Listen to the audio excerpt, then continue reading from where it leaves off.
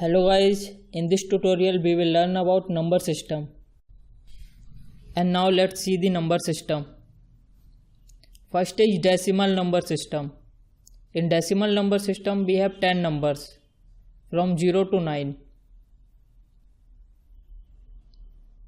And then second we have binary number system. In binary number system we have 2 numbers, that is 0 and 1. And then comes octal number system. In octal number system we have 8 numbers 0 to 7. And then comes hexadecimal number system. In hexadecimal number system we have 16 numbers from 0 to F. And now in hexadecimal number system, A denotes 10, B 11, C 12, D 13, E 14 and F 15.